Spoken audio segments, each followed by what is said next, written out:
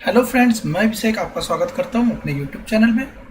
आज के इस वीडियो में हम क्लास 9th के chapter number 9 force and laws of motion को पढ़ेंगे। इससे पिछली वीडियो में चैप्टर नंबर 8 मोशन के बारे में हमने समझा था, तो इसी को आगे कंटिन्यू करते हुए अब इस चैप्टर में हमें फोर्स और कुछ इसके लॉज के बारे में पढ़ना है। तो आइए अपनी इस वीडियो को स्टार्ट करते हैं।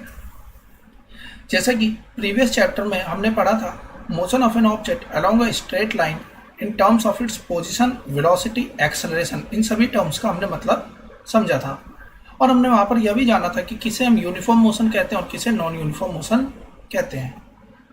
We have not yet discovered what causes the motion, लेकिन हमने अब तक यह नहीं बात करी, इस पर डिस्कशन नहीं करा कि यह मोशन होता किस वजह से, ऐसी कौन सा फैक्टर है जिसकी वजह से यह मोशन हो पाता है।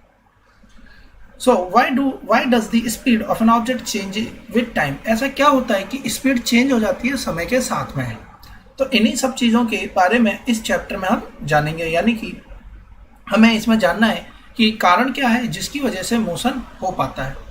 For many centuries the problem of motion and its cause has puzzled scientist and philosophers. A ball on the ground when given a small hit, जब किसी बॉल को ग्राउंड पर रखी हुई किसी बॉल को हल्के से मारा जाता है तो वह चलती जाती है, लेकिन थोड़ी देर के बाद वह रुक जाती है। So such observation suggest that rest is the natural state of an object. लेकिन उसके बाद में जब सर इजाक न्यूटन और गैलीलियो गैली ने एक्सपेरिमेंट परफॉर्म किए, जिसके बेसिस पर अंडरस्टैंड मोशन के बारे में डिफरेंट अप्रोच को बारे में पता चला। सो देखिए, एवरीडे लाइफ हम अपने आसपास की चीज़ों को देखते हैं। We observe that some efforts is required, तो हमें कुछ एफर्ट लगाने पड़ते हैं रुके हुए ऑब्जेक्ट को गतिमान अवस्था में लाने के लिए या चलते हुए ऑब्जेक्ट को रोकने के लिए। तो ये एफर्ट किस तरीके के होते हैं? तो ये बेसिकली मस्कुलर एफर्ट होते हैं, यानी कि हम किसी चीज़ को रोकने के लिए उसमें धक्का लगाते हैं या उसे अपनी तरफ खींचते हैं अगर उसे चलाना होता है तो। यानी कि किसी भी ऑब्जेक्ट के या किसी भी मोशन की स्टेट को बदलने के लिए हमें उस ऑब्जेक्ट को पुश करना पड़ता है या पुल करना पड़ता है। तो बेसिकली फोर्स इसी को कहा जाता है। तो फोर्स किसे कहा जाता है? इट इज अ पुश और pull that exert on that object which change its motion, जिसकी वजह से उसकी मोशन में चेंज आ जाता है। मोशन में चेंज आने का मतलब state of motion. State of motion का मतलब होता है, देखिए, एक रुकी हुई अवस्था यानी कि रेस्ट पोजीशन भी स्टेट ऑफ मोशन है, और एक गतिमान अवस्था यानी कि इसकी जब यह मूवमेंट कर रही होती है तो वह भी इसकी स्टेट ऑफ मोशन को ही बताता है। सो देखिए, in fact no one has seen tasted और फेल्ट ऑफ फोर्स। किसी ने भी ना तो फोर्स को देखा है ना ही इसको टेस्ट किया है, लेकिन फोर्स क्या है? यह सिर्फ एक और इफेक्ट है जो कि किसी ऑब्जेक्ट पे हमें दिखाई देता है। So pushing, hitting and pulling of an object are all way of bringing object in motion.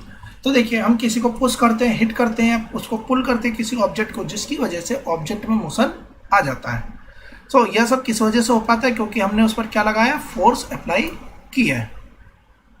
अब देखते हैं बैलेंस एंड अनबैलेंस फोर्स किसे कहते हैं। जैसे कि यहाँ पर देखिए, सपोज कर लीजिए कि एक यहाँ पर ब्लॉक रखा हुआ है, वुडन ब्लॉक है, जिस पर एक्स डायरेक्शन और वाई डायरेक्शन में दो पर्सन अलग अलग फोर्स लगा रहे हैं, पुल करने की कोशिश कर रहे हैं। तो क्या यह ब्लॉक मूव करेगा? तो यह ब्लॉक बिल्कुल भी मूव नहीं करेगा। कब? यदि ब्लॉक पर दोनों तरफ से पुल लगाया जाए इक्वल फोर्स का, तो यह ब्लॉक मूव नहीं करेगा। ऐसी फोर्स को हम कहते हैं बैलेंस्ड फोर्स, यानी कि वह अपनी स्टेट ऑफ रेस्ट और या फिर स्टेट ऑफ मोशन को चेंज नहीं करेगा। लेकिन वहीं पर अगर हम ऐसा कंसिडर कर ले कि एक तरफ ज़्यादा फोर्स लग रही है, एक तरफ कम फोर्स लग रही है, जिस वजह से वहाँ पर क्या आ जाएगा? अनबैलेंस क्रिएट हो जाएगा, जिसकी वजह से वह ऑब्जेक्ट अब किस अवस्था में आ जाएगा? मोशन में आ जाएगा। तो बैलेंस फोर्स समझ में आ गया हमें। और अनबैलेंस फोर्स का मतलब क्या है? जब अनबैलेंस फोर्स लगेगी तो ऑब्जेक्ट में मोशन आ जाती है। अब देखिए, यहाँ पर एक एक्टिविटी परफॉर्म करी गई है। ये एक बड़ा सा बॉक्स ले लिया गया है, जिसे दो बच्चे इस तरीके से फोर्स लगा रहे हैं। तो देखिए, जब इस पर फोर्स लगाई जाएगी, so the box does not move. अब यह बॉक्स मूव नहीं करेगा। ऐसा क्यों हो जाता है और किस तरीके से यहाँ पर इक्वल एंड अपोजिट फोर्स लग रही होती है? देखिए, ये इस ब्लॉक को हम कुछ इस तरीके से मान लेते हैं। तो जब हम इस पर फोर्स लगा रहे हैं इस डायरेक्शन में, उसके बाद में यह ब्लॉक मूव नहीं कर रहा है इस कंडीशन में। तो इस कंडीशन में ब्लॉक मूव क्यों नहीं कर रहा है? क्योंकि इस पर एक अपोजिट फोर्स भी लग रही है। तो अपोजिट फोर्स इधर से लग रही है? बिल्कुल नहीं, यहाँ तो हमारी तरफ से कोई फोर्स नहीं। लेकिन इसमें जो अपोजिट फोर्स लग रही है, बिकॉज ऑफ दिस फ्रिक्शन, ये सरफेस के साथ में या कॉन्टैक्ट में है ये बॉडी, जिसकी वजह से इस पर फ्रिक्शनल फोर्स लग रही है। तो इस फ्रिक्शनल फोर्स की वजह से यहाँ पर बैलेंस क्रिएट हो रहा है और यह जो बॉक्स है वह मूव नहीं कर रहा है। इसके बाद में इसमें थोड़ी सी और ज़्यादा अमाउंट की फोर्स लगाएगी, जिस पे फोर्स लगाएगी तब भी यह इतनी फोर्स नहीं हो पाई कि यह फ्रिक्शनल फोर्स को ओवरकम कर सके, जिस वजह से यहाँ पर भी बॉक्स मूव नहीं हो पाएगा। जबकि थर्ड केस की बात करें, सो बेसिकली देखिए अब क्या होता है, थर्ड केस की बात करें तो इसमें जो फोर्स लगाई गई, मान लेते हैं कि यहाँ से कितनी भी अमाउंट की फोर्स लग रही है, अभी सिर्फ हम मैग्नीट्यूड की बात कर रहे हैं, तो मान लेते हैं कि यहाँ पर 20 की फोर्स है। तो अगर ऊपर से 20 से ज़्यादा की फोर्स जैसे ही अप्लाई करी जाएगी तब यह ऑब्जेक्ट मूवमेंट में आ जाएगा, क्योंकि तब यहाँ पर क्या क्रिएट हो जाएगा, इम्बैलेंस फोर्स, यानी कि अनबैलेंस हो जाएगी फोर्स में, जिसकी वजह से इसकी मूवमेंट उस डायरेक्शन में हो जाएगी जिस डायरेक्शन में फोर्स की वैल्यू ज़्यादा है, जिस वजह से यह बॉक्स मूव कर जाएगा। तो बेसिकली यह बॉक्स पहले क्यों नहीं मूव कर रहा था, क्योंकि यहाँ पर फ्रिक्शनल फोर्स मौजूद थी, जिस वजह से यह बॉक्स मूवमेंट नहीं कर पा रहा था। लेकिन जैसे ही पुशिंग फोर्स ज़्यादा हो जाएगी फ्रिक्शनल फोर्स से, तो यहाँ अनबैलेंस फोर्स क्रिएट हो जाएगी, जिसकी वजह से वो जो बॉक्स है वह मूव कर जाएगा। वहीं पर अगर हम बात करें बाइसाइकिल के एग्जाम्पल लेके, तो देखिए जैसे कि हम बाइसाइकिल चला रहे होते हैं, उसके बाद में हम पैडलिंग स्टॉप कर देते हैं, तो बाइसाइकिल क्या होता है, स्लो डाउन होना स्टार्ट हो जाता है। अब हमने पैडलिंग छोड़ दिया तो यह स्लो डाउन किस वजह से होता है, तो बिकॉज कि यहाँ पर जो व्हील होता है यह रोड के साथ कांटेक्ट में है, और क्योंकि यहाँ पे रोड के साथ कांटेक्ट में है, जिसकी वजह से यहाँ पर कौन सी फोर्स लग रही है, फ्रिक्शनल फोर्स लग रही है, और जिसकी वजह से यहाँ पर अपोजिट फोर्स है जो इसकी मूवमेंट को क्या कर देगा, स्लो डाउन कर देगा। सो बेसिकली वे in order to keep the bicycle moving, यानी कि बाइसिकल को अगर हमें चलाए रखना है तो जितनी फोर्स यहाँ से लग रही है उसे ओवरकम करने के लिए हमें पैडलिंग की आवश्यकता होती है। So it is thus appear that an object moves maintain its motion under the continuous application of an unbalanced force. However, it is quite incorrect. An object moves with a uniform velocity when the force acting on an object are balanced. There is no external force on it. यहाँ पर कहता है कि जब कभी भी कोई external force नहीं लग रही होती है, उस टाइम पर जो ऑब्जेक्ट है वो अपनी मोशन को कंटिन्यू रखता है, यानी स्टेट ऑफ मोशन में कोई बदलाव नहीं आता है।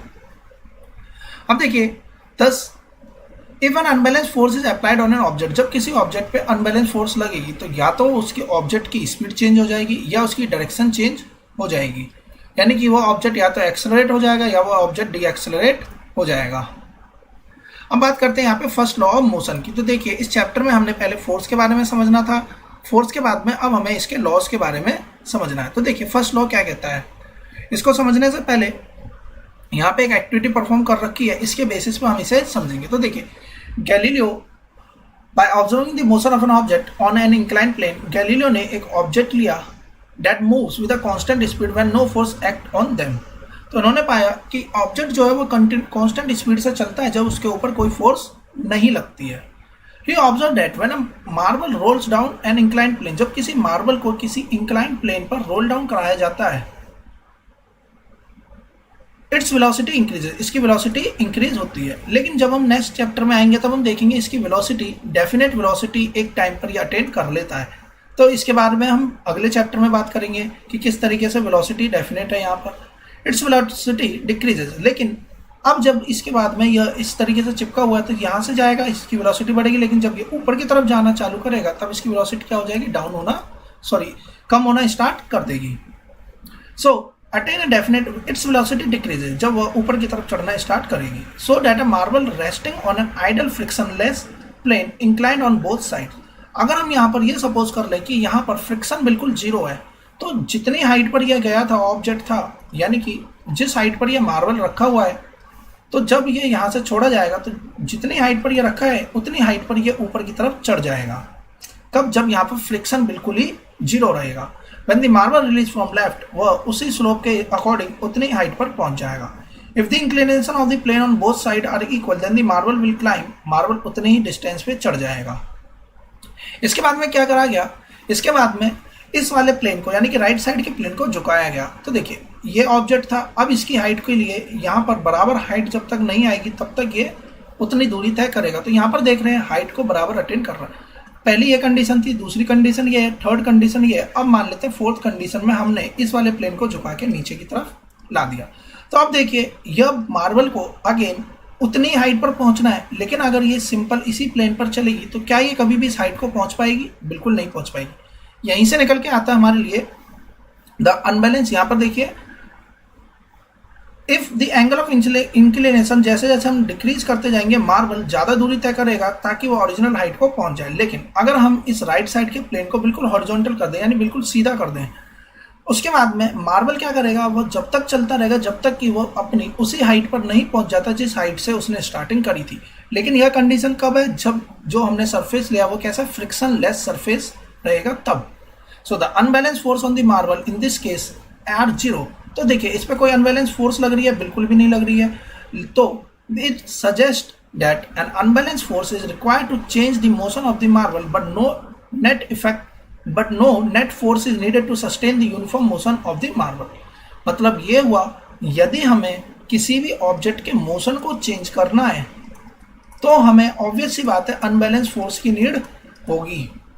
लेकिन अगर उसने जो मोशन उसने अब पा लिया है तो उसको उसी मोशन को कंटिन्यू रखने में, यानी कि उस मोशन को कंटिन्यू रखने में कोई भी फोर्स की आवश्यकता नहीं पड़ेगी। जैसा कि हम यहाँ पर देख रहे हैं, बॉल को यहाँ से छोड़ दिया तो इस दौरान देखिए स्पीड में चेंज आएगा, यहाँ पे वेलोसिटी इंक्रीज होगी। उसके बाद में देखिए यहाँ पर कोई भी फोर्स नहीं लग रही है, फ्रिक्शनल फोर्स भी जीरो है क्योंकि यहाँ पे जो सरफेस लिया हमने फ्रिक्शन लेस सरफेस को मान लिया। तो इसके मोशन में कोई चेंज आ रहा है, बिल्कुल भी नहीं आ रहा है, यानी कि यह अपनी मोशन को उसी अवस्था में रखने के लिए इसे कोई भी फोर्स की आवश्यकता नहीं पड़ रही है। So the effect of frictional force में बी मिनिमाइज बाय यूजिंग। अब देखिए फ्रिक्शनल फोर्स को हम कैसे कम कर सकते हैं, फ्रिक्शनल फोर्स को हम कम कर सकते हैं सरफेस को स्मूथ बना के, या तो मार्बल को स्मूथ बना दीजिए या तो प्लेन को स्मूथ बना दीजिए या उस पर लुब्रिकेट कर दीजिए। यानी कि लुब्रिकेशन का मतलब कि इसके जो अप्स एंड डाउन है इनके सरफेस के बीच में उसे खत्म कर देना। तो फर्स्ट लॉ ऑफ मोशन कुछ इस तरीके से बता रहा है।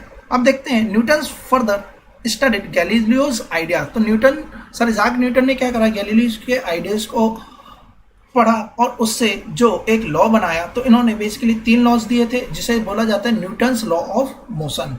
तो इनका फर्स्ट लॉ क्या कहता है, an object remains in a state of rest और इन अ यूनिफॉर्म मोशन। कि कोई ऑब्जेक्ट जब तक रेस्ट की अवस्था में या यूनिफॉर्म मोशन की अवस्था में रहता है स्ट्रेट लाइन में, जब तक कि उसके ऊपर कोई अपोजिट डायरेक्शन से फोर्स या कोई ऐसी फोर्स जो कि उसके अवस्था को चेंज करने में नहीं लग जाती। मतलब यह हुआ कि अगर कोई ऑब्जेक्ट रुका हुआ है तो वो तब तक रुका रहेगा जब तक कि उस पर बाहर से कोई और ऐसी फोर्स ना आ जाए जो इसकी मोशन को चेंज कर दे। या अगर कोई ऑब्जेक्ट चल रहा है तो यह हमेशा जब तक चलता रहेगा जब तक कि अपोजिट कोई फोर्स इसके ऊपर ना लगे जिससे कि यह अपनी मोशन को बदल सके। सो अदर वर्ड में कहा जाए कि all object resist a change in their state of motion. इसका मतलब यह हुआ जितने भी ऑब्जेक्ट हैं वो अपने मोशन को रजिस्ट करते हैं, यानी रोकने का प्रयास करते हैं। अगर वो रुके हुए हैं तो कोई चलाना चाहेगा तो अगेन रुकने की ही कोशिश करेंगे। तो यह था the tendency of undisturbed object. तो इस टेंडेंसी को, यानी कि इस प्रॉपर्टी को, जो किसी ऑब्जेक्ट की ऐसी प्रॉपर्टी है जिसकी वजह से अगर वो रुका है तो हमेशा रुका रहेगा और यदि वह चल रहा है तो हमेशा चलता रहेगा जब तक कि उस पर कोई एक्सटर्नल फोर्स ना अप्लाई हो जाए, उस प्रॉपर्टी को बोलते हैं इनर्शिया। तो यहाँ से हमें समझ में आया इनर्शिया के बारे में। तो इनर्शिया क्या है, किसी भी ऑब्जेक्ट की वह प्रॉपर्टी है जो उसको रजिस्ट करती है। किस चीज़ के लिए रजिस्ट कर रही है, रोक रही है उसके स्टेट ऑफ मोशन को चेंज करने के लिए। यानी कि जो उसकी अवस्था है वह उसी अवस्था में बना रहेगा, उसकी वो प्रॉपर्टी क्या कहलाती है, इनर्शिया कहलाती है। इसी वजह से फर्स्ट लॉ ऑफ मोशन को लॉ ऑफ इनर्शिया भी कहा गया। अब देखिए यहाँ पे कुछ एक्सपेरिमेंट के बेसिस पर हम बात करेंगे किस तरीके से हम इस लॉ को एक्सप्लेन कर सकते हैं। तो एग्जाम में यहाँ से इसके एप्लीकेशन पार्ट से क्वेश्चन बनते हैं और इसे हम बहुत ही आसानी से समझ लेते हैं। देखिए यहाँ पर सबसे पहले एग्जाम्पल दे रखा है बस का। तो बस के एग्जाम्पल से हमें समझना होगा कि किस तरीके से फर्स्ट लॉ यहाँ पर अप्लाई हो रहा होता है। जैसे सपोज कर लीजिए कि ये एक बस है और बस में यहाँ पर पैसेंजर्स बैठे हुए हैं। तो सपोज करिए कि यहाँ पर कोई ये पैसेंजर बैठे हुए हैं। तो जैसे कि यहाँ पर बता रखा है, we tend to remains at rest with respect to the seat. तो यहाँ पर क्या करा गया है, जब ब्रेक लगाई जाती है, यानी कि यह बस मूविंग मोशन में है, तो अगर बस मोशन में है तो इसके अंदर के रखे हुए, यानी कि इस बस से जुड़े हुए ये सारे कंपोनेंट किस में होंगे, मोशन में ही रहेंगे। अब अचानक से ब्रेक लगाया जाता है, तो जैसे ही ब्रेक लगेगा तो हमने फील करा है कि हम आगे की तरफ मूव कर जाते हैं। ऐसा क्यों हो पाता है, उसका रीज़न हम यहाँ पे समझते हैं। देखिए बस इस डायरेक्शन में चल रही है, बस इस डायरेक्शन में चल रही है तो हमारे बॉडी का हर एक पार्ट इसी डायरेक्शन में मूव कर रहा है बस के साथ साथ। लेकिन जैसे ब्रेक अप्लाई होते हैं तो जो हमारा बॉडी का नीचे का पोर्शन होता है यह अभी भी उसी स्टेट में रहने की कोशिश कर रहा होता है। या हम ये कहें कि जैसे ही बस ने ब्रेक लगाई तो यहाँ क्या ऑब्जेक्ट यानी कि ये व्हील किस में आ गया, रेस्ट पोजीशन में आ गया। तो जो नीचे का पोर्शन है ये भी किस में रह जाएगा, रेस्ट पोजीशन में आ जाएगा। लेकिन हमारी ऊपर की बॉडी अब भी किसी में है, मोशन में ही है, क्योंकि हमारी बॉडी क्या प्रॉपर्टी है, बॉडी हर एक ऑब्जेक्ट की अपनी प्रॉपर्टी होती है इनर्शिया, यानी कि वो रेस्ट में तो रेस्ट में रहेगा, मोशन में तो मोशन में रहेगा। तो जब तक कि यह फोर्स पूरे बॉडी में ट्रांसमिट नहीं हो जाती उतनी देर में, क्योंकि इनर्शिया की वजह से यह ऑब्जेक्ट बस मूव कर रही थी, इसलिए हमारा बॉडी का आगे का पोर्शन यानी आधा पोर्शन आगे की तरफ हो जाता है, जबकि जो डाउनवर्ड वाला पोर्शन है जो हमारे बस के साथ में अटैच्ड है वो रेस्ट में आ जाता है, इसलिए हम आगे की तरफ झुक जाते हैं। वहीं पर इसका हम अपोजिट की बात करें तो अपोजिट भी इसका ट्रू है। किस तरीके से इसे समझते हैं, जैसे कि मान लीजिए अगेन यहाँ पर ये बस है और बस में कोई पैसेंजर यहाँ पे खड़े हुए हैं। अब यहाँ पर अगर कोई पैसेंजर खड़े हुए हैं और बस भी रुकी हुई है तो बस किस में है, रेस्ट में। बॉडी का यह पार्ट किस में है, रेस्ट में, ये पार्ट पैर भी रेस्ट में और हमारा हेड भी रेस्ट में ही है, क्योंकि इनर्शिया है। इनर्शिया की वजह से बॉडी जो है रेस्ट में है तो रेस्ट में रहने की कोशिश करती है। लेकिन अचानक से बस चल पड़ती है तो बस चलेगी तो ये जो नीचे का पोर्शन है वह किस में आने की कोशिश करेगा, मोशन में, क्योंकि यहाँ पे फोर्स लग रही है। फोर्स कौन लगा रहा है, बस के इंजन के थ्रू वह फोर्स लग रही है, तो बस की स्टेट ऑफ मोशन चेंज हो जाएगी, जिस वजह से जो लेग वाला हिस्सा वो भी अब किस में आने की कोशिश करेगा, मोशन में। जब तक मोशन ऊपर तक ट्रांसफर नहीं हो जाता उतनी ही देर में जैसे ही बस ने एकदम से सडन स्टार्ट लिया तो हमारा जो नीचे का पोर्शन है वह बस से जुड़ा हुआ था तो वह भी किस में आ जाएगा, वह मोशन में आ जाएगा। लेकिन अपर पोर्शन अभी भी हमारा किस में, रेस्ट में, तो ये रेस्ट में ही रह जाएगा। तो यह पोर्शन रेस्ट में रह गया, लेकिन जो नीचे का पोर्शन है वह आगे निकल गया, इस वजह से हम किस तरफ झुक जाते हैं, पीछे की तरफ हो जाते हैं। तो यह है हमारा फर्स्ट लॉ ऑफ मोशन की एप्लीकेशन। इसके एक और एग्जांपल की बात कर लेते हैं। जैसे कि देखिए हमारे घर में रजाई की बात करते हैं या हम कोई भी ऐसा मटेरियल ले लेते हैं जिसमें डस्ट लगी रहती है, किसी कपड़े की बात करते हैं, देखिए इसमें डस्ट पार्टिकल्स इसके साथ में अटैच्ड है। अब हम क्या करते हैं, हम यहाँ पे डंडे लेते हैं यानी एक स्टिक लेते हैं और उससे इसे बहुत तेजी से इसके ऊपर मारते हैं। जब इसके ऊपर बहुत तेजी से मारेंगे तो इसके पार्टिकल्स यानी कि हम कहें कि ये जो हमारा रजाई थी या गद्दा था उस पर हिट करेंगे तो वह किस में आ जाएगा, मोशन में आ जाएगा। जबकि इसके जो पार्टिकल्स थे यानी कि जो डस्ट के पार्टिकल थे वो अब भी किस में है, रेस्ट में, जिस वजह से जब हम इस पर बीट करेंगे तो जो डस्ट पार्टिकल है वो कहाँ गिर जाएंगे, वो नीचे की तरफ गिर जाएंगे। इस तरीके से हमारे इसमें से धूल हट जाती है। तो यह भी किसका एग्जाम्पल हुआ, फर्स्ट लॉ ऑफ मोशन का एग्जाम्पल रहेगा।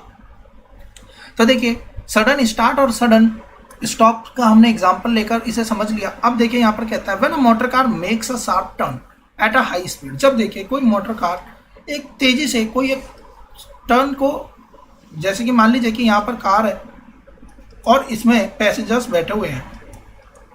अब जैसे ही गाड़ी सीधी सीधी इस डायरेक्शन में चल रही है तब तक कोई चेंज नहीं होगा, लेकिन जैसे ही यहाँ पर सडन मूवमेंट यहाँ पर आएगी तो देखिए पूरी की पूरी जो बॉडी थी, अगर हम अपने इस एक ऑब्जेक्ट की बात कर लें या एक पर्सन को लेकर इसे समझते हैं तो देखिए अगर यहाँ पर एक पर्सन है, इसका मतलब यह हुआ कि वह अपनी स्टेट ऑफ मोशन को नहीं बदलेगा। अगर इस कार में यह चल रहा है तो ये सीधे चलता जाएगा, लेकिन जब यहाँ पर शार्प टर्न आ जाएगा तो कार तो इधर की तरफ मूव हो गई, लेकिन उस पर्सन की अभी भी डायरेक्शन इधर ही थी, क्योंकि यहाँ पर जो मूवमेंट हुई है वो सडन मूवमेंट हुई है तो डायरेक्शन इधर है, चेंज होने में समय लगेगा। उतनी देर में जब चेंज होने में समय लगेगा तो यह पर्सन किस तरफ चला जाएगा, आउटवर्ड की तरफ, बाहर की तरफ निकल जाएगा, यानी कि कार से बाहर नहीं लेकिन उसके इस तरीके से ये जो गाड़ी के बिल्कुल जो वॉल रहेगी यानी दीवार सी रहेगी उसकी तरफ यह हो जाएगा, यानी कि गेट की तरफ उसका मूवमेंट हो जाएगी। तो यह मूवमेंट भी क्यों हो पाई, क्योंकि यहाँ पर लॉ ऑफ इनर्शिया काम कर रहा था।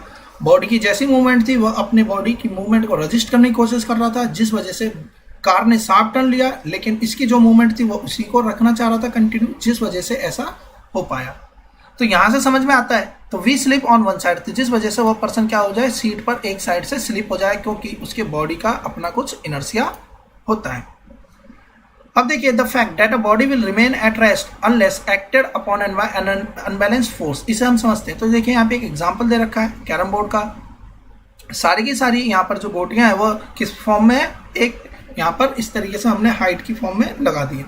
अब जैसे ही स्ट्राइकर को तेजी से इसके ऊपर स्ट्राइक कराया जाता है तो जैसे ही हम तेजी से कराएंगे तो देखिए इसके सारे के सारे जो कॉइन है वो किस में, रेस्ट में है, लेकिन इसकी वजह से जो मोशन होगी तो नीचे वाले पार्टिकल, नीचे वाले जो कॉइन रहेगा उसमें मोशन आ जाएगी, लेकिन जब तक वो ऊपर ट्रांसफर होगी यह यहाँ से गायब हो जाएगा, जिस वजह से हम कह सकते हैं कि जो रेस्ट पर था वो रेस्ट पर ही रह जाएगा। तो स्ट्राइकर की वजह से यह जो कॉइन है जब तेजी से यानी कि सडन स्ट्राइक कराया जाएगा तभी जाकर यह पूरा का पूरा गायब हो जाएगा, यानी ये पार हो जाएगा और बाकी के सारे इसी तरीके से रह जाएंगे। एक और यहाँ पर बताई गई है, जैसे कि देखिए कार्डबोर्ड पर यहाँ पर क्या रख दिया गया, कॉइन रख दिया। अब जब हम देखिए ये जो कॉइन है ये भी रेस्ट पर है और ये कार्डबोर्ड भी रेस्ट पर है। जब हम इसे तेजी से हिट करेंगे, आराम से हिट करोगे तो ये बिल्कुल ही इसके साथ ही चला जाएगा। हमें तेजी से हिट करना है, यानी सडन मूवमेंट देनी है ताकि वह मूवमेंट इसमें पास आउट ना हो पाए। तो होगा क्या, जब इसमें तेजी से मूवमेंट देंगे तो ये जो कार्डबोर्ड है ये रेस्ट पर था वो किस में आ जाएगा, मोशन में। लेकिन ऊपर के ऑब्जेक्ट को यानी कि ऊपर के कॉइन में यह मोशन ट्रांसफर नहीं हुआ, जिस वजह से यह रेस्ट पर था तो रेस्ट पर ही रहेगा और कॉइन कहाँ गिर जाएगा, ग्लास में ही गिरा रहेगा, जो इस बात को बताता है कि ऑब्जेक्ट यदि रेस्ट पर है तो रेस्ट पर ही रहेगा। अब देखते हैं इनर्शिया एंड मास। तो देखिए हमने इनर्शिया समझ लिया। इनर्शिया क्या है, किसी भी ऑब्जेक्ट के अंदर वह प्रॉपर्टी, किसी भी बॉडी की वह प्रॉपर्टी जो रजिस्ट करता है उस ऑब्जेक्ट के अंदर चेंज आने में, किसकी चीज़ के लिए चेंज आए, उसकी स्टेट ऑफ मोशन में चेंज आने के लिए जो रजिस्ट करने की प्रॉपर्टी है वही क्या, इनर्शिया है।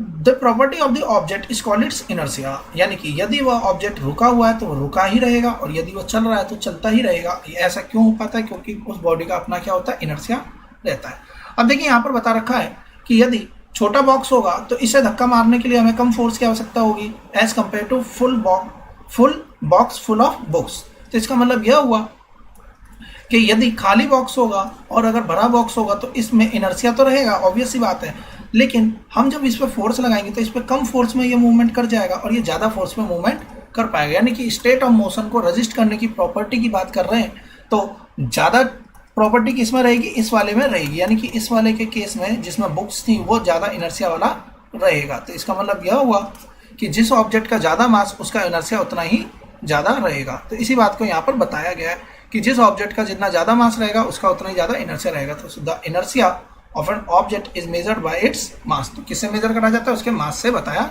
जाता है। अब बात करते हैं सेकंड लॉ ऑफ मोशन की।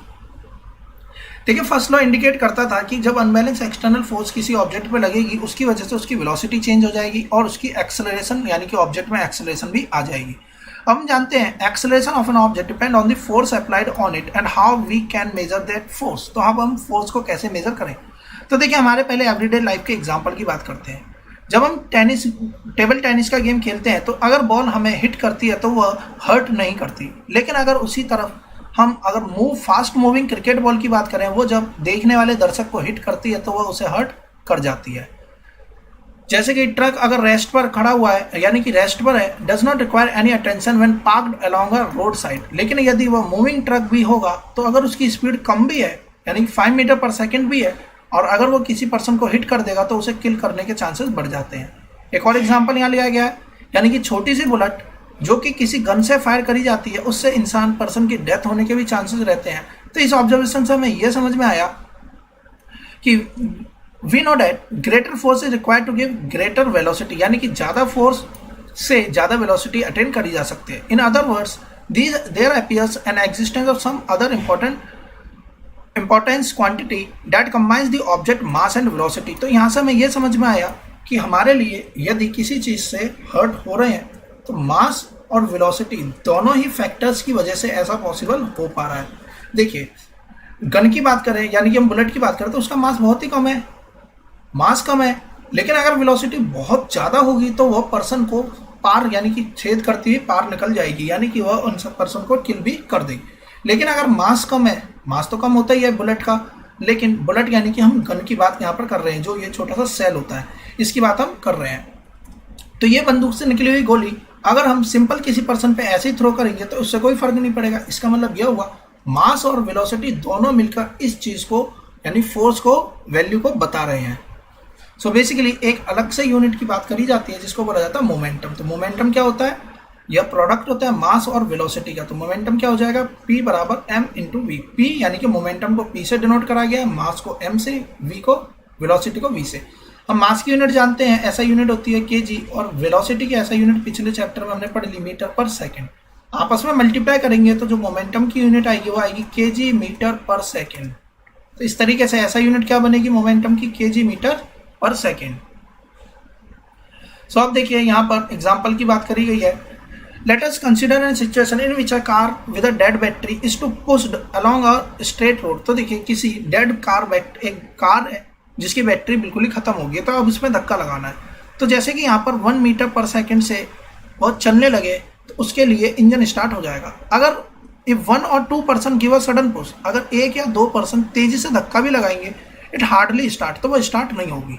लेकिन यदि वही धक्का थोड़े ज़्यादा टाइम के लिए उस पर लगता रहे जिससे कि वह एक्सेलरेट हो जाए, तो उसकी स्पीड अटेन हो जाएगी। इसका मतलब यह हुआ, यहाँ से हमें यह समझ में आया कि चेंज इन मोमेंटम के लिए सिर्फ और सिर्फ फोर्स का होना जरूरी नहीं है। कहने का मतलब यह हुआ कि एक पर्सन ने और 2 पर्सन ने मिलकर तेजी से धक्का लगाया तो क्या यह कार चल जाएगी? नहीं। हम जनरल लाइन में देखते हैं कि 1 या 2 पर्सन जब बहुत देर तक धक्का लगाते हैं तब जाकर ये बॉडी अटेन कर पाती है एक्सेलरेशन को। तो इसका मतलब यह हुआ अकेले फोर्स इसमें काफ़ी नहीं है। इसका मतलब यह हुआ एक और कंपोनेंट यानी कि टाइम फैक्टर भी इसमें लगता है कि कितने समय के लिए यह फोर्स लगाई जा रही है जिसकी वजह से उसके मोमेंटम में चेंज आता है। So it may then be concluded that the force necessary to change the momentum, यानी कि मोमेंटम में चेंज लाने के लिए जो हम फोर्स लगा रहे हैं तो सिर्फ और सिर्फ फोर्स ही नहीं, हमें यह भी देखना होगा यह फोर्स कितने टाइम के लिए लग रही है। तो इन दोनों फैक्टर की वजह से यह मोमेंटम में चेंज आ सकता है। तो सेकंड लॉ ऑफ मोशन क्या कहता है, इसकी प्रॉपर डेफिनेशन यहाँ से बनती है। तो सेकंड लॉ ऑफ मोशन यह कहता है कि rate of change of momentum, momentum के रेट में चेंज आना किसी भी ऑब्जेक्ट का वह डायरेक्टली प्रोपोर्शनल होता है अनबैलेंस्ड फोर्स के in the direction of force, यानी कि जिस डायरेक्शन में फोर्स लग रही है उसी डायरेक्शन में मोमेंटम में भी चेंज आएगा, उसी डायरेक्शन में मोमेंटम चेंज हो जाएगा। और यह किस पे डिपेंड करेगा, जितने अमाउंट की फोर्स हम लगा रहे हैं उतना ही रेट ऑफ मोमेंटम में चेंज आएगा। और वो मोमेंटम में चेंज किस डायरेक्शन में आएगा, जिस डायरेक्शन में फोर्स अप्लाई हो रही है। तो प्रॉपर डेफिनेशन में लास्ट में हम जो स्टेटमेंट लिखेंगे उसमें in the direction of force का अपनी एक इंपॉर्टेंस हो जाती है। ऐसा नहीं है कि हम फोर्स इधर लगा रहे हैं मोमेंटम में चेंज अपोजिट डायरेक्शन में आ जाए, ऐसा नहीं होता। अब देखिए mathematically second law of motion किस तरीके से हमें डिड्यूस करना है। सपोज करिए कि कोई एक ऑब्जेक्ट है जिसका मास है m, एक स्ट्रेट लाइन में वो मूव कर रहा है जिसकी इनिशियल वेलोसिटी है u, और वह यूनिफॉर्मली एक्सेलरेट होते होते v वेलोसिटी पर पहुंच गया। t समय उसे लगा, और ऐसा होने के दौरान में जो फोर्स लगाएगी जिस वजह से उस ऑब्जेक्ट ने u से v तक की वेलोसिटी अटेन करी, उस फोर्स को हमने बोला f। वो फोर्स कितनी हो जाएगी f। अब बेसिकली यह फोर्स कौन लगाता है, अगर हम बाइसिकल की बात कर रहे हैं, साइकिल की बात कर रहे हैं तो यह फोर्स हम लगाएंगे पैडल मार के। अगर हम कार की बात कर रहे हैं तो कार में लगा हुआ इंजन यह फोर्स लगा रहा होगा, जो कि केमिकल एनर्जी जो कि पेट्रोल या डीजल या सीएनजी जो भी हमने दिया है उसकी वजह से वह इंजन में जाएगी और वह फोर्स लगाएगी और उसकी वेलोसिटी यू से कहाँ ला देगी, वी पर ला देगी। तो हमने उस फोर्स को मान लिया कांस्टेंट फोर्स लगी एफ, जो कि पूरे थ्रू आउट दी टाइम पर टी टाइम तक यह लगती रही।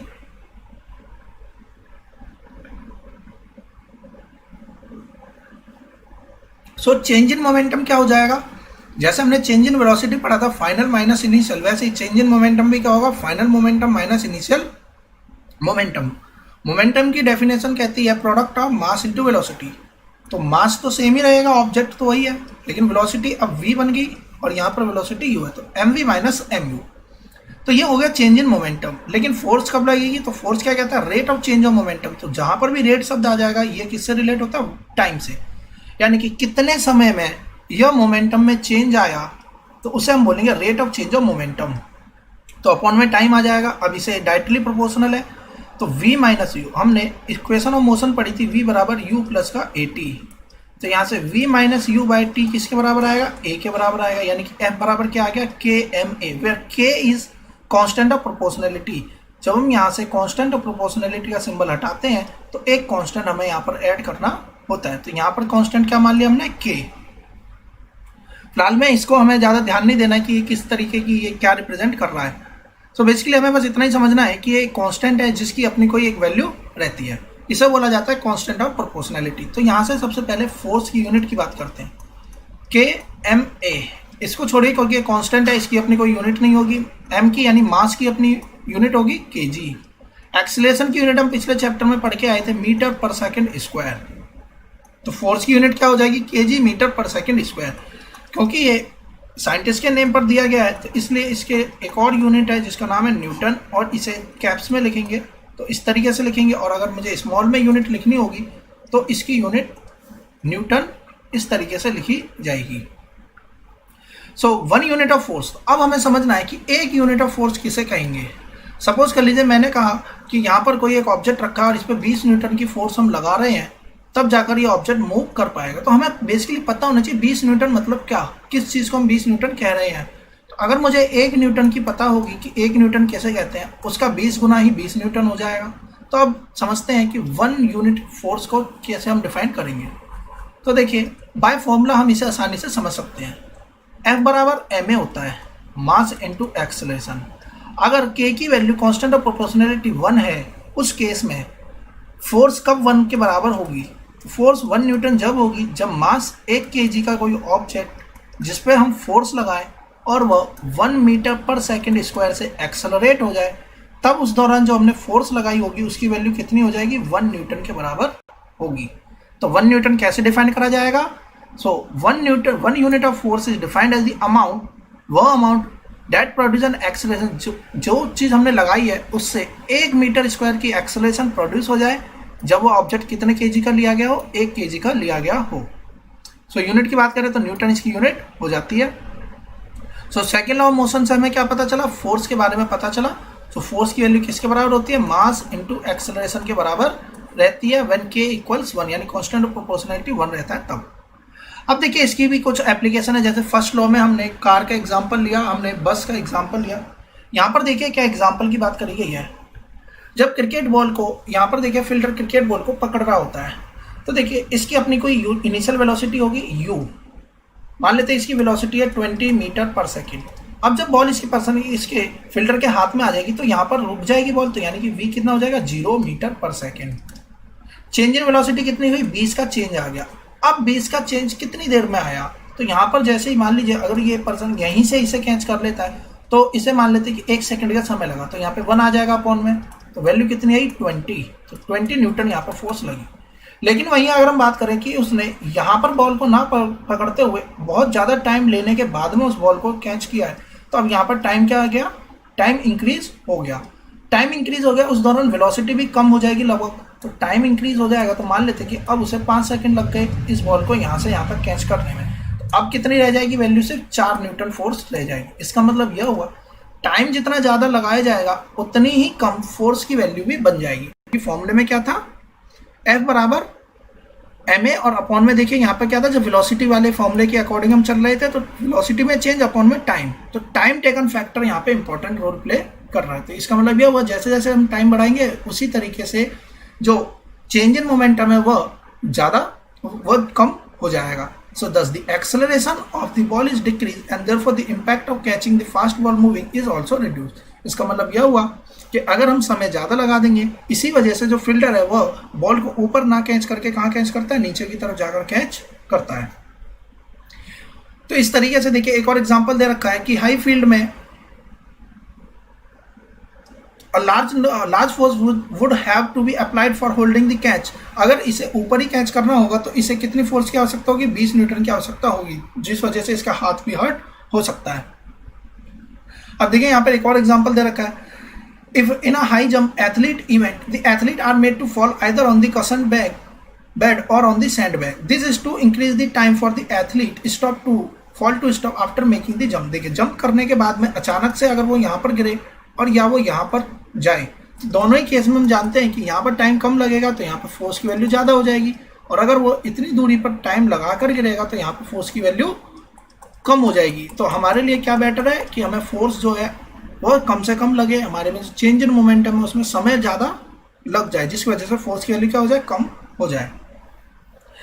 This increase the rate of change of momentum, जिसकी वजह से rate of change of momentum decrease हो जाएगा और जो फोर्स लगेगी वो भी डिक्रीज हो जाएगी। अब देखिए first law of motion second equation से हम कैसे फर्स्ट लॉ ऑफ मोशन को डिड्यूस कर सकते हैं, इसे समझते हैं। देखिए फर्स्ट लॉ, इसका मतलब है कि first law of motion second law of motion contain first law of motion. किस तरीके से सेकंड लॉ ऑफ मोशन के अंदर फर्स्ट लॉ ऑफ मोशन होता है? F बराबर ma, और हम इसे लिख सकते हैं F बराबर v minus u by T. अब देखिए t को इस तरफ ले जाते हैं, ft बराबर mv माइनस का mu। अब जब हम बात कर रहे थे पिछला जो हमने एग्जांपल लिया था बॉल वाला, जिसमें कि हमने यहाँ से छोड़ दिया, अब हम यहाँ पर फोर्स अप्लाई हो रही थी, हमने आपको बताया था कि यहाँ पर कोई भी फोर्स नहीं लग रही है। अगर फोर्स नहीं लग रही है तो F0 है, F0 है तो v बराबर u के बराबर हो जाएगा। क्यों? देखिए f0 तो ये पूरी क्वांटिटी जीरो, तो mv बराबर mv माइनस mu बराबर किसके आ गया? जीरो के। इसे इस तरफ ले जाएंगे, mv बराबर mu, यानी कि v बराबर u के बराबर आ गया, यानी कि इनिशियल वेलोसिटी और फाइनल वेलोसिटी एक है। यानी कि अगर वो चल रहा है तो उसी वेलोसिटी से हमेशा चलता रहेगा, चाहे फोर्स की वैल्यू जीरो ही क्यों ना रही हो। तो यहाँ से ये बात समझ में आती है। अब देखिए आगे क्या कहता है, इफ u इज जीरो। अगर हम बात करें कि वो रुका हुआ है तो u जीरो है। अगर u जीरो है देन v विल ऑल्सो भी जीरो। अगर u जीरो है तो अकॉर्डिंग टू दिस v भी जीरो हो जाएगा। अगर u भी जीरो है तो v भी जीरो है, जिस वजह से वो ऑब्जेक्ट किस में रहेगा? हमेशा रेस्ट में ही रहेगा। तो दोनों ही कंडीशन हमने पढ़ ली। अगर वो मोशन में है, अगर उस पर फोर्स भी नहीं लग रही है तब भी वो मोशन में रह सकता है, क्योंकि v बराबर u रहेगा। तो इस तरीके से सेकंड लॉ के अंदर ही फर्स्ट लॉ भी आ जाता है। न्यूमेरिकल पोर्शन को हम अलग से वीडियो बना के इसके जितने भी न्यूमेरिकल है उसे अलग से कवर कर लेंगे। अब बात करते हैं थर्ड लॉ ऑफ मोशन की। तो देखिए पहले दो लॉ ऑफ मोशन में हमने फोर्स और उसके चेंजेस के बारे में पढ़ लिया। अब जो थर्ड लॉ ऑफ मोशन वो यह कहता है, दी third law of motion states that when one object exert a force on the another object, जब एक ऑब्जेक्ट दूसरे पे फोर्स लगाता है तो जो सेकंड ऑब्जेक्ट है वह उसी समय पर पहले वाले ऑब्जेक्ट पर अपोजिट डायरेक्शन में फोर्स लगाता है। तो यहाँ पर जो कुल मिलाकर बात कही गई है वह यह कही गई है कि every action that there is an equal and opposite reaction, यानी कि हर एक एक्शन के लिए अपोजिट रिएक्शन होता है। यानी कि अगर हम किसी वॉल पर किसी बॉल को हिट करेंगे तो हम देखते हैं कि बॉल वापस बाउंस बैक हो जाती है। इसका मतलब हमने बॉल को वॉल पे हिट कराया तो वॉल ने वापस से रिएक्शन शो करी और वापस हमारी तरफ इस बॉल को पहुंचा दिया। तो यह होता है हमारा थर्ड लॉ ऑफ मोशन। तो देखिए इसमें मैग्नीट्यूड की वैल्यू सेम रहती है, यानी मैग्नीट्यूड पर कोई फर्क नहीं पड़ता। जितनी फोर्स से हमने हिट करा था उतनी फोर्स से ये वापस आएगा, लेकिन डायरेक्शन अपोजिट हो जाती है। तो डायरेक्शन क्या हो जाएगी? अपोजिट हो जाएगी। जैसा कि यहाँ पर एग्जाम्पल शो करके बता दिया गया। देखिए हम जितनी फोर्स यहाँ पर लगा रहे हैं उतनी फोर्स यहाँ पर इस डायरेक्शन में भी लगेगी, जिस वजह से यह बैलेंस में रहेगा। तो एक्शन जितना रहेगा उतनी रिएक्शन फोर्स होगी, इक्वल रहेगी, लेकिन डायरेक्शन अपोजिट हो जाएगी, जैसे कि यहाँ पर मैंने आपको बताया। तो देखिए इसका एग्जाम्पल की बात करें, जैसे कि यहाँ पर बुलेट की बात करते हैं। तो जब यहाँ से बुलेट को निकाला, यहाँ से बुलेट हमने फायर करी तो यहाँ से बुलेट इस तरफ जाएगी, तो जो गन है वह पीछे की तरफ उस पर फोर्स लगेगी। तो यहाँ पर जो फोर्स लगी है, यहाँ पर जो फोर्स लगी है वह उसका मैग्नीट्यूड बराबर रहेगा, लेकिन डायरेक्शन अलग अलग हो सकती है। लेकिन अब हमें यहाँ पर कुछ चीज़ समझनी पड़ेगी, वह ये, it is important to note that even though the action reaction force are always equal in magnitude, magnitude में बराबर रहते हैं, this force may not produce acceleration of equal magnitude. अब कहता यह है कि भले ही फोर्स की वैल्यू मैग्नीट्यूड में बराबर हो, लेकिन उससे प्रोड्यूस होने वाला जो एक्सेलरेशन है वह सेम नहीं होगा। इसका मतलब क्या है? इसका मतलब यह होगा कि सपोज कर लीजिए कि गन से यहाँ से बुलेट निकली। अब इस बुलेट की स्पीड जो है, जो फोर्स लगी वह 5 न्यूटन की लगी, तो यहाँ पर भी 5 न्यूटन ही लगेगी। मान लेते हैं कि यहाँ पर 50 न्यूटन की फोर्स निकल रही है। अब हम इसे सही से समझते हैं, 50 न्यूटन, तो यहाँ पर भी कितना निकलेगी? 50 न्यूटन ही निकलेगी। अब हम इसमें सपोज कर लेते हैं अगर ये 50 न्यूटन की फोर्स यहाँ पर लगी है तो इसकी जो एक्सेलरेशन थी वो 10 मीटर पर सेकंड स्क्वायर थी। अब फोर्स बराबर क्या होता है? Mass into acceleration. ये 50 है और अगर एक्सेलरेशन 10 है तो इसका मतलब मास कितना रहा होगा? 5 रहा होगा। फर्स्ट केस की बात अगर हम कर रहे हैं तो मान लेते हैं केजी में ही हम इसे सपोज कर लें। अब अगर हम इसकी बात करें, यानी कि कॉइल पर, इस पर भी 50 न्यूटन की फोर्स लगी है तो यहाँ पर भी 50 न्यूटन फोर्स लगेगी। तो मास इंटू एक्सेलरेशन, अब यहाँ पर भी 50 न्यूटन की फोर्स लगी है। लेकिन हम जानते हैं बुलेट के कंपैरिजन में ये जो गन है इसका मास ज़्यादा होता है, तो हम मान के चल लेते हैं कि इस गन का मास यहाँ पर 20 किलो है। तो अगर यहाँ गन का मास 20 किलो है तो ये एक्सेलरेशन कितनी रहेगी होगी? 2.5 मीटर पर सेकंड, यानी कि 2.5 मीटर पर सेकंड स्क्वायर की एक्सेलरेशन रह गई होगी। तो इसी बात को यहाँ पर बताया गया है कि ऐसा जरूरी नहीं है, एक्शन और रिएक्शन फोर्स बराबर होती है मैग्नीट्यूड में। जैसा कि हमने बात कर ली, यहाँ भी 50 न्यूटन है, ये भी 50 न्यूटन, ये इस तरफ जाएगी तो ये फोर्स इस तरफ लगेगी। फोर्स अपोजिट है, सेम मैग्नीट्यूड की है, लेकिन यह सेम एक्सेलरेशन प्रोड्यूस करे ऐसा जरूरी नहीं है। देखिए यहाँ पर अगर 10 मीटर पर सेकंड स्क्वायर का एक्सेलरेशन है तो हमने यहाँ पर समझा दिया कि कैसे 2.5 का ही रहेगा। ऐसा इसलिए होता है क्योंकि जो दोनों ऑब्जेक्ट हैं उनके अपने अपने अलग अलग मास रहते हैं। तो देखिए इसका मास मैंने यहाँ पे 5 सपोज कर लिया था, जबकि गन का मास ज़्यादा रहता है, जिस वजह से एक्सेलरेशन कम हो गई, इवन दो फोर्स की वैल्यू सेम ही रहेगी। अब देखिए यहाँ पे एक एग्जाम्पल और बताया गया है।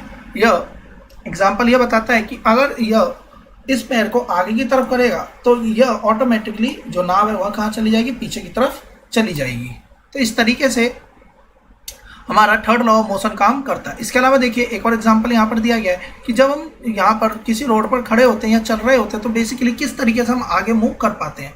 तो हम बेसिकली आगे मूव इसलिए कर पाते हैं क्योंकि मान लीजिए हमारी सड़क है जिसके ऊपर हमने पैर रख रखा है, तो हम इस पर डाउनवर्ड डायरेक्शन में फोर्स लगाते हैं तो रोड की वजह से हमारी अपवर्ड फोर्स लगती है और बिल्कुल सीधी नहीं लगती है, क्रॉस में लगती है, जिस वजह से हमारा जो मूवमेंट है वो आगे की तरफ हो जाता है।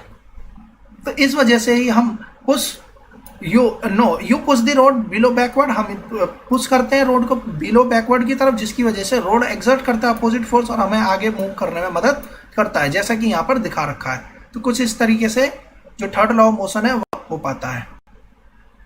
अब देखिए बात करते हैं कंजर्वेशन ऑफ मोमेंटम की। इंपॉर्टेंट टॉपिक है, इसे हमें ध्यान से समझना होगा।